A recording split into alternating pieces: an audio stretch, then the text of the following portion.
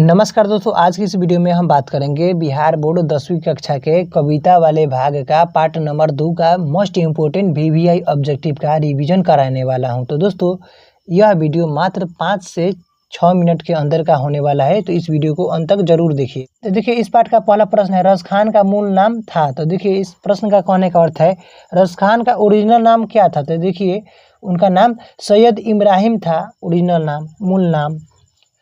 2 number प्रश्न देखिए, दान लीला किसकी रचना है। तो रस खान की रचना है।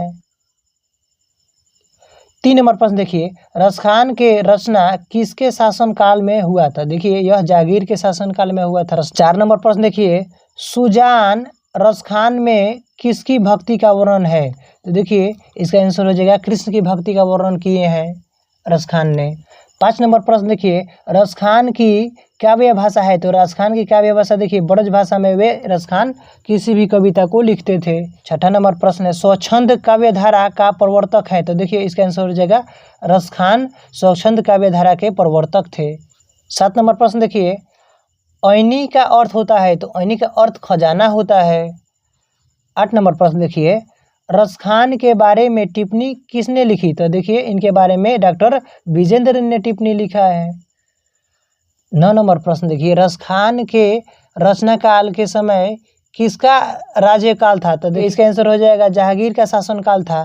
10 नंबर प्रश्न है, कौन सी कृति रस खान की नहीं है। तो देखिए, प्रेम फुलवारी रस खान की नहीं है, बाकी ये तीनों अष्टयाम, प्रेम वाटिका, सुजान रस खान, ये सभी रस खान की रचना है, बाकी ये प्रेम फुलवारी रस खान की रचना नहीं है। 11 नंबर प्रश्न है, किसने कहा था इन मुसलमान हरिजन पे कोटि हिंदू वारिये। तो यह देखिए आंसर में हो जाएगा भारतेंदु हरिश्चंद्र ने ये बात कहा था। 12 नंबर प्रश्न देखिए, मानिक में कौन सा अलंकार है। तो देखिए, इसका आंसर हो जाएगा रूपक अलंकार है। 13 नंबर प्रश्न है, रस खान को किसने दीक्षा दी। इस प्रश्न का कहने का अर्थ है कि रस खान को किसने शिक्षा दिया। तो देखिए, इसका आंसर हो जाएगा गोस्वामी विठलनाथ ने इनको शिक्षा दिए थे। 14 नंबर प्रश्न है, रस खान किस काल के कवि है। तो ये भी प्रश्न आप लोगों को बिहार बोर्ड में बहुत बार पूछा है। तो देखिए, यह भक्ति काल के कवि है।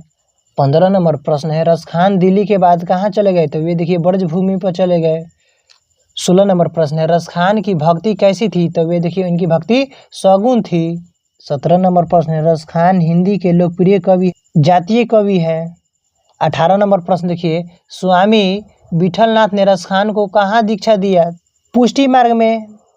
19 नंबर प्रश्न है, रस खान ने श्री कृष्ण का लीला गान किसमें किया है। तो देखिए, सवैयों में किया है। देखिए, 20 नंबर प्रश्न है, आधुनिक काल के साहित्यकार भारतेंदु हरिश्चंद्र है। 21 नंबर प्रश्न देखिए, प्रेम वरण का अर्थ है। तो देखिए, प्रेम वरण का अर्थ होता है प्रेम के रंग होता है। 22 नंबर प्रश्न देखिए, माली मालिन कौन सा समास है। तो माली मालिन द्वंद्व समास है। 23 नंबर प्रश्न है, डॉक्टर विजेंद्र के अनुसार रस खान की मृत्यु कब हुई। तो देखिए, उनकी मृत्यु 1618 में हुआ था।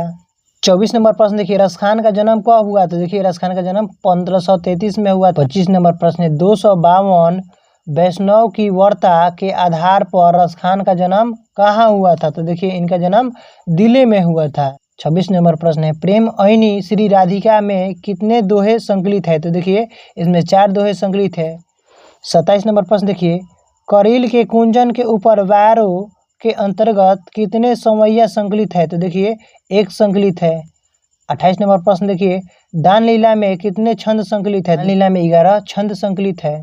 29 नंबर प्रश्न देखिए, राधा कृष्ण के संवाद को किस पद प्रबंध में संकलित किया गया है। तो देखिए, यह दान लीला में संकलित किया गया है। 30 नंबर प्रश्न है, मालिन माली किसे कहा गया है। तो देखिए, यह राधा कृष्ण को कहा गया है। 31 नंबर प्रश्न है, इस पाठ के चित्त चोर किसे कहा गया है। इस पाठ में चित्त चोर कृष्ण को कहा गया है।